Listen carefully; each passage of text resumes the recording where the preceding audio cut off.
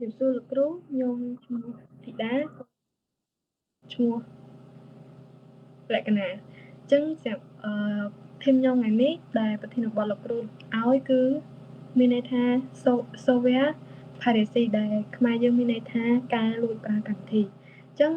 សម្រាប់ការប្រើកម្មវិធីដោយគ្មានការអនុញ្ញាតឬក៏ជាការលួចភាពច្នៃប្រឌិតរបស់អ្នកដទៃមានន័យថាហ្នឹងគឺជាការលួចប្រើកម្មវិធីដោយគ្មានការអនុញ្ញាតពីអ្នកដទៃឯង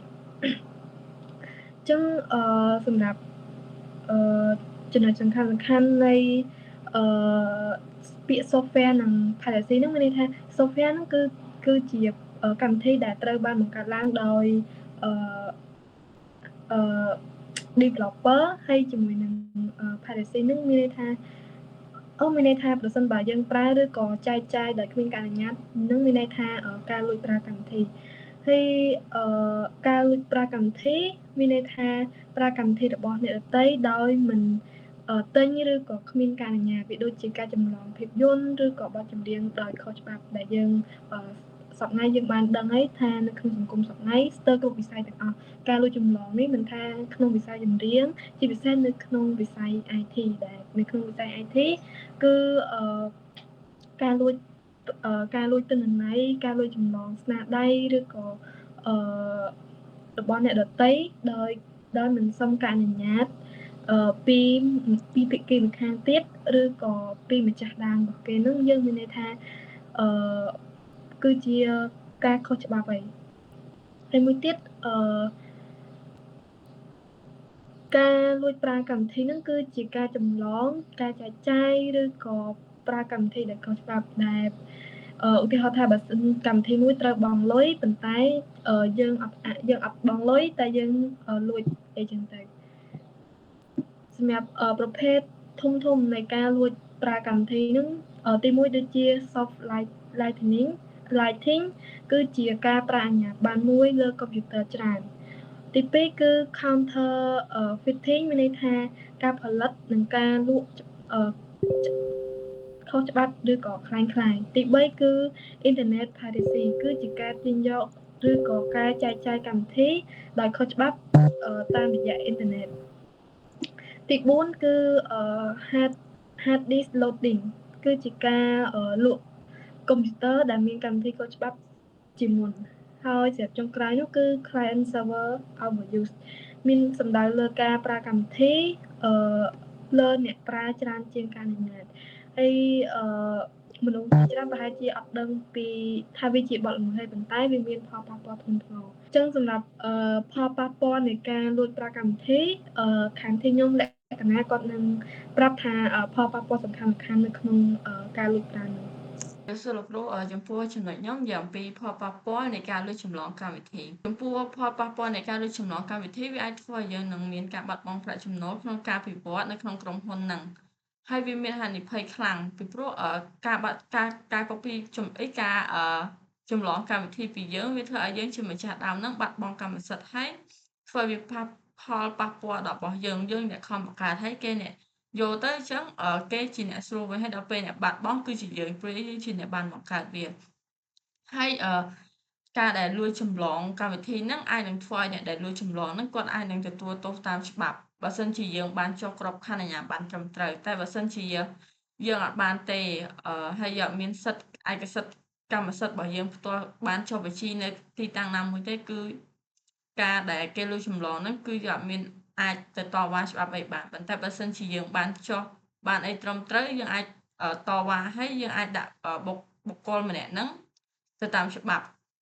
ដែលបានចារអញ្ចឹងទៅហើយចឹងការលួចចម្លងកម្មវិធីហ្នឹងវាធ្វើវាមិនត្រឹមត្រូវមិនការលួចចម្លងកម្មវិធីវាមិនត្រឹមតែប៉ះពាល់ដល់ក្រុមហ៊ុនទេវាអាចនឹងប៉ះពាល់ដល់អ្នកប្រើដូចជាយើងអីផងដែរហើយចំពោះចំណុចមួយទៀតខ្ញុំបាននិយាយអំពីវិធីការពារនិងការជៀសវាងនៃការលួចប្រើប្រាស់កម្មវិធីចម្លងរបស់យើងហ្នឹងទី1យើងអាចទិញកម្មវិធីត្រឹមត្រូវពីប្រភពដែលជឿទុកចិត្តឧទាហរណ៍យើងចង់ទិញ license ពី Adobe មួយអញ្ចឹងយើងចង់ទិញ license ពី Adobe Photoshop មួយអញ្ចឹងយើងចូលទៅក្នុង website ដែលមានឈ្មោះថា adobe.com អញ្ចឹងទៅតែបើសិនជាយើងឃើញ website ដែលមានឈ្មោះផ្សេងលាក់ ហើយវាអត់ត្រូវដែលបោះក្រុមហ៊ុន Adobe អញ្ចឹងយើងកុំទិញយើងទិញទៅតាម website ណាដែលយើងគិតថាអាហ្នឹងគឺជា website របស់ក្រុមហ៊ុន Adobe ហ្នឹងហ្មងហើយទី2វាបើយើងប្រើកម្មវិធីដែលយើងទិញ license គឺវាអត់អាចឆ្លងមេរោគដូចយើងគ្រិចទេបើសិនជាយើងយករបស់ហ្នឹងមកគ្រិចយករបស់គ្រិចមកប្រើមិនថា Windows មិនថាអីទាំងអស់គឺយើងយករបស់គ្រិចមកប្រើវាអាចនឹងឆ្លងមេរោគនៅក្នុងកម្មវិធីរបស់យើង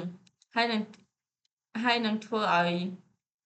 យើងហ្នឹងគឺមានទោសហើយព្រោះយើងបានយករបស់គ្រិចគេមកប្រើឬចំពោះរបស់ហ្នឹងគេជាលក្ខណៈ license ហើយចំពោះទី3និយាយអំពីការផ្សព្វផ្សាយចំណេះដឹងអំពីគ្រោះថ្នាក់នៃការលួចកម្មវិធីការលួចកម្មវិធីហ្នឹងគឺវានឹងអាចនឹងមានគ្រោះថ្នាក់ឲ្យវាបង្កគ្រោះថ្នាក់ដល់យើងបើសិនយើងម្ចាស់គេប្តឹងយើងអាចនឹងមានគ្រោះថ្នាក់